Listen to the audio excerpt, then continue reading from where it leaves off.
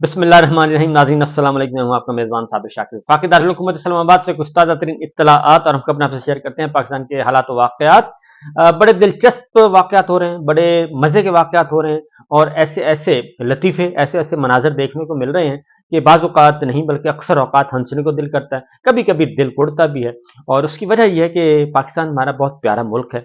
पाकिस्तान के लोग बड़े मासूम हैं, मोहब्बत करने वाले हैं पाकिस्तान से और दिलो जान से मोहब्बत करते हैं। और पाकिस्तान वाहिद मुल्क है और पाकिस्तानी जो हैं उसके पाकिस्तानी शहरी जो हैं वो वाहिद दुनिया की शहरी हैं कि वो दुनिया के किसी भी कोने में बैठे हैं लेकिन वो पाकिस्तान के लिए तरसते हैं, उनका दिल पाकिस्तान के लिए धड़कता है।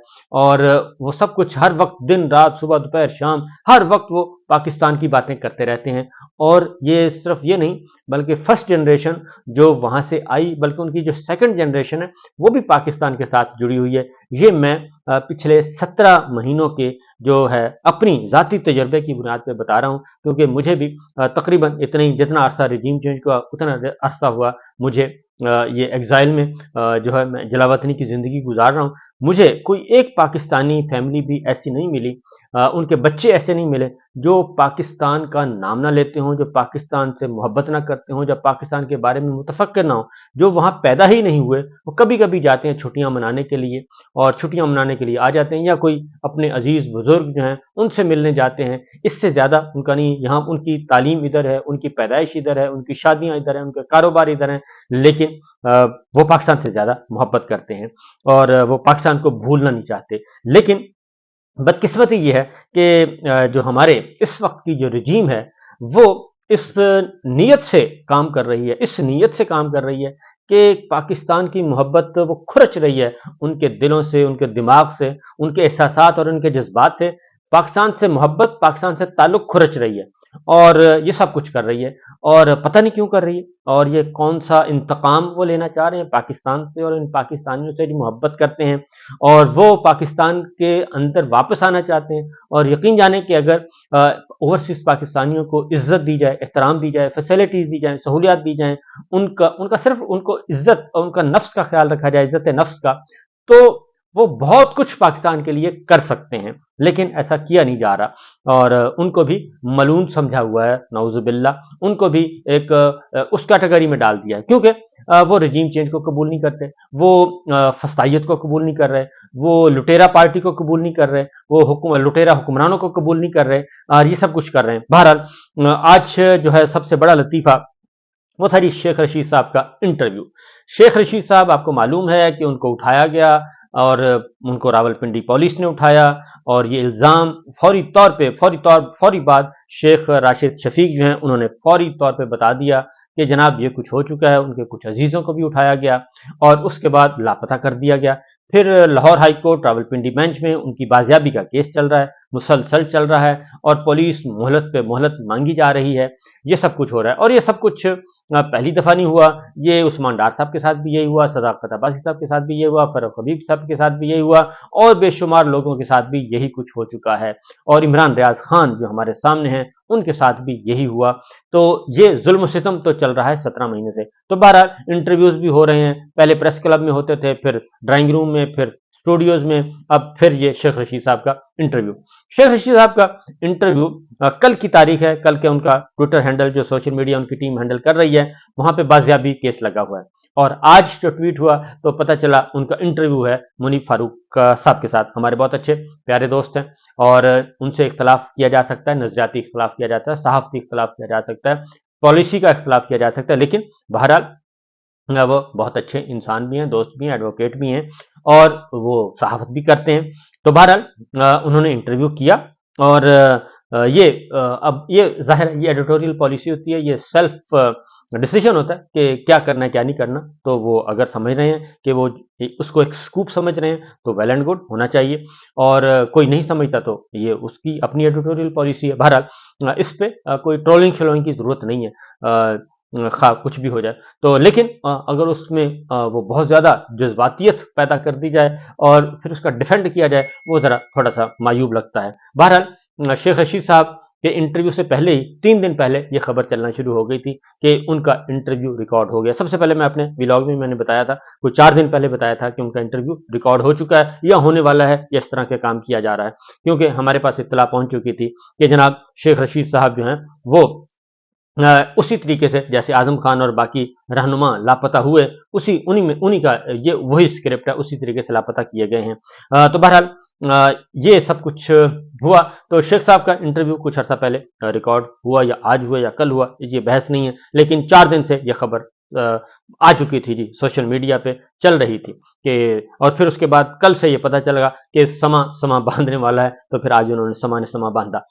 چودھری پرویز الہی صاحب وہ بھی انہی کے ہم اثر ہیں، انہوں نے بھی اینٹی اسٹیبلشمنٹ کا بھی پالیٹکس نہیں کی، لیکن یہ پہلا موقع ہے کہ ان سب کو جو ہیں چودھری پرویز الہی صاحب کی عزت و تکریم کا بھی خیال نہیں رکھا گیا، شیخ رشید صاحب کی عزت و تکریم کا بھی خیال نہیں رکھا گیا. اور یہ لڑائی اندر خانے لڑائی اتنی بڑی ہے، میں آپ کو بتا رہا ہوں، پورے وصول سے کہہ رہا ہوں، اندر خانے کی لڑائی اتنی بڑی ہے کہ بڑے بڑے ہاتھیوں میں وہ کہتے ہیں نا جب ڈاکو اور پولیس اور یا جو دو بڑے چودھری آپس میں لڑتے ہیں تو کراس فائرنگ ہوتی ہے، کراس فائرنگ میں بیچارے دیہاتی مارے جاتے ہیں. تو اس لیے یہ سارا کچھ جو کچھ ہو رہا ہے، اس میں ان پولیٹیشنز کا، ان صحافیوں کا یا مجھ جیسے صحافیوں کا، ان سب کا کیا قصور ہے؟ یہ ہاتھیوں کی لڑائی ہے، ہاتھی جانتے ہیں اور ہاتھیوں کو پتہ ہے. اب ایک دوسرے کو، اگر ہاتھی ایک دوسرے کو قابو نہیں کر سکتے تو اس میں وہ چھوٹے موٹے ہرن کا، بارہ سنگے کا اور یہ چھوٹے موٹے جو جانور ہوتے ہیں ان کو ذبح کرنے کا یا ان کو پیسنے کا کیا فائدہ؟ اور ان کو ساری اس لڑائی کا سارا الزام ان پہ ڈالنے کی کیا ضرورت ہے کہ جناب یہ ہرن کی وجہ سے لڑائی ہوئی ہے، یہ بارہ سنگے کی وجہ سے لڑائی ہوئی ہے، یہ گینڈے کی وجہ سے اس نے نقصان پہنچایا، ورنہ ہاتھی تو بالکل ٹھیک تھے. تو ہاتھی آپس میں لڑ رہے ہیں نا، ہاتھیوں کو آپس میں بیٹھ کے فیصلہ، اور ہاتھیوں کو پتہ ہے یہ سب کچھ جو کچھ ہوا ہے. جب سے انٹرویو دیے ہیں انہوں نے، وہ روپوش ہیں اور وہ خلوت میں ہیں، جلوت میں نہیں ہے، خلوت میں ہے، آئسولیشن میں ہے. فاروق حبیب بھی، صداقت عباسی بھی اور عثمان ڈار بھی. تو یہ ایک حقیقت ہے، اعظم خان بھی. تو یہ ایک فیکچوئل حقیقت ہے کہ یہ سارا کچھ ہو کیا رہا ہے. تو اس کے بعد شیخ صاحب آئے ہیں. شیخ صاحب کو آج ڈی سی تھے، وہ کل سندھ ہائی کورٹ میں، لاہور ہائی کورٹ میں کل یہ چل رہا تھا، اور آج وہ انٹرویو ان کا آ گیا ہے اور انٹرویو بھی نشر بھی ہو گیا. تو اس انٹرویو میں بہت ساری باتیں کی گئیں، اور اس میں انہوں نے 9 مئی کا کہا.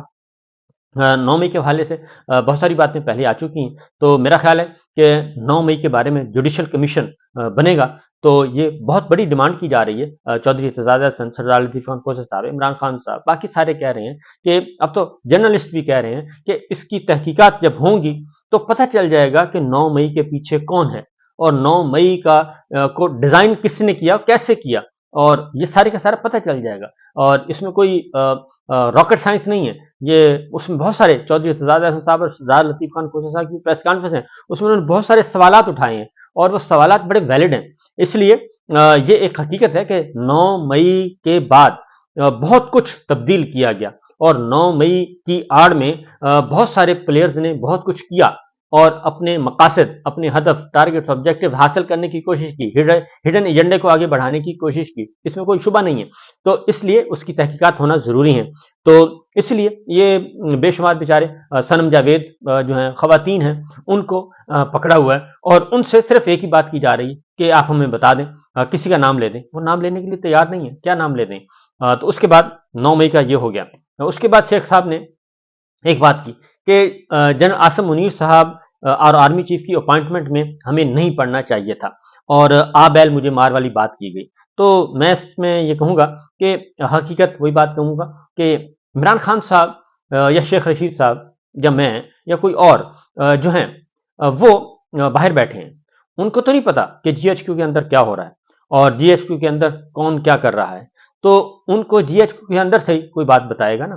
تو مسئلہ یہ ہے کہ یہ جو سارا کھیل تھا رجیم چینج والا، اور ڈرائنگ روم میں بیٹھ کے بہت ساری باتیں پاکستان مسلم لیگ نواز بتا چکی ہے، پیپلز پارٹی بھی بتا چکی ہے، اور اب تو پیپلز پارٹی بھی یہ کہہ رہی ہے، کیونکہ آہستہ آہستہ اسکرپٹ کھلتا جا رہا ہے نا. نواز شریف صاحب کی واپسی اور جس طریقے سے ان کا استقبال اور ان کو سرکاری اعزاز، سرکاری پروٹوکول، سرکاری سیکورٹی، 8000 پولیس اہلکار، یہ سب کچھ جو کچھ ہو رہا ہے، اور ان کو آنے سے پہلے جس طریقے سے ان کو مینیج کیا جا رہا ہے، ان کی مسائل، ان کی تکالیف ختم کی جا رہی ہیں، اور یہ سب کچھ، اور جیسے ان کو بھیجا گیا तो एक्सटेंशन के पीछे ये सारा खेल जो एक्सटेंशन के अंदर छुपा हुआ है। जनरल बाजवा साहब हर सूरत में एक्सटेंशन लेना चाहते थे, वो कंटिन्यू करना चाहते थे। तो जनरल आसिम मुनीर साहब के बारे में जनरल बाजवा ने बताया था इमरान खान साहब को कि जनाब ये आए, ये अगर आसिम मुनीर साहब आएंगे तो ये आप मुझे भूल जाएंगे, ये ऐसा कुछ होगा कि आप मुझे भूल जाएंगे। तो इसलिए वो बाजवा साहब ये कर रहे थे कि मुझे एक्सटेंशन चाहिए। वो इमरान खान साहब से भी एक्सटेंशन मांग रहे थे और उधर से भी एक्सटेंशन मांग रहे थे, और दोनों तरफ वो बराबर खेल रहे थे।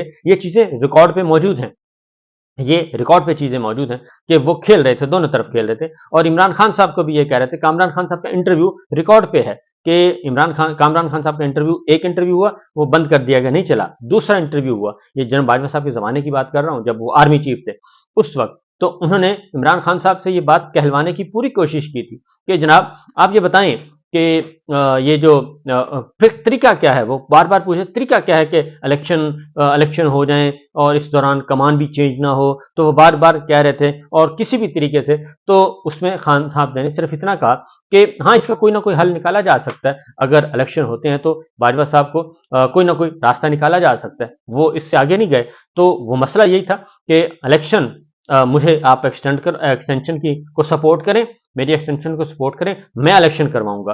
तो ये बात। दूसरी बात है कि वो कौन था जिसने ये बताया था पीएमएलएन को, ये खुर्रम दस्तगीर साहब बता चुके हैं, बहुत सारे वजीर बता चुके हैं कि वो नवंबर में असल में जनरल फैज ने आर्मी चीफ बनना था, उसके बाद फिर 100 अदालतें बननी थी, 7 अदालतें। तो ये सारा कुछ उनको कौन डरा रहा था? मुस्लिम लीग नवाज को किसने डराया था जनरल फैज का नाम लेके?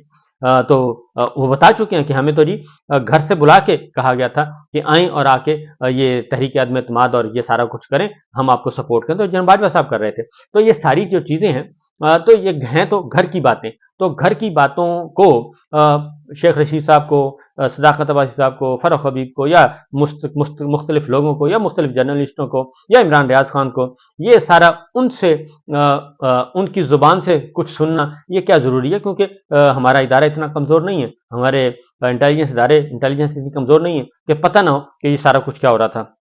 तो मेरा ख्याल है कि ये आसिम मुनीर साहब के बारे में भी क्योंकि एक बात ये रिकॉर्ड पे है कि जनरल फैज भी, उनको भी लॉलीपॉप दिया हुआ था कि मैं आपको आर्मी चीफ बनवाऊंगा, उनकी मुलाकातें भी करवाई।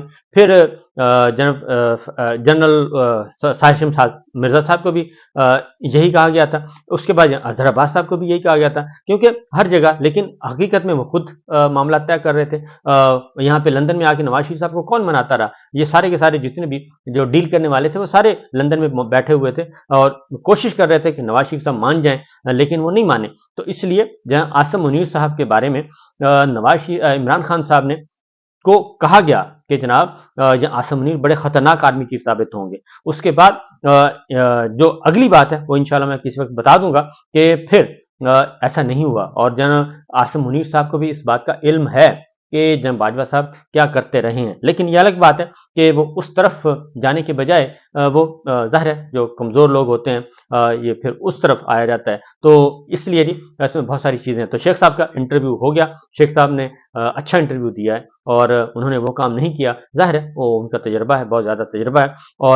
और इस दौरान चिल्ले के दौरान उन्होंने कहा जी मैं चिल्ले में था, तो चिल्ले के दौरान मेरे साथ कोई बुरा सलूक नहीं किया गया। तो ये बहरहाल ये तो जब उनसे कोई कभी मुलाकात होगी तो या वो कोई बुक शुक लिखेंगे तो तब पता चलेगा। तो मेरा ख्याल है कि ये सारी चीज़ें जो हैं, ये लड़ाई जो है ये हाथियों की लड़ाई है, और हाथियों की लड़ाई में पाकिस्तानी अवाम का कोई कसूर नहीं है, और पाकिस्तानी अवाम का कोई कसूर नहीं है, पाकिस्तानी सियासतदानों का कोई कसूर नहीं है, पाकिस्तानी मीडिया का कोई कसूर नहीं है। इसलिए चीज़ों को एड्रेस करना है तो री एड्रेस करने की ज़रूरत है। इसलिए शेख साहब ने सही कहा है कि 9 मई के मामलात में इस वक्त इदारे को, स्टैब्लिशमेंट को, और ख़ास तौर पे आसिम मुनीर साहब को एक बड़ा फैसला लेने की ज़रूरत है अगर तलखियाँ ख़त्म करनी है तो। लेकिन जो इस वक्त तक चल रही है, आज भी जो हुआ है खैबर पख्तूनख्वा में जो गिरफ्तारियां हो रही हैं, छापे पड़ रहे हैं, वो तो जारी और सारी हैं। सनम जावेद को दोबारा गिरफ्तार कर लिया गया, तैमूर झगड़ा साहब ने बता दिया कि क्या कुछ हो रहा है खैबर पख्तूनख्वा में।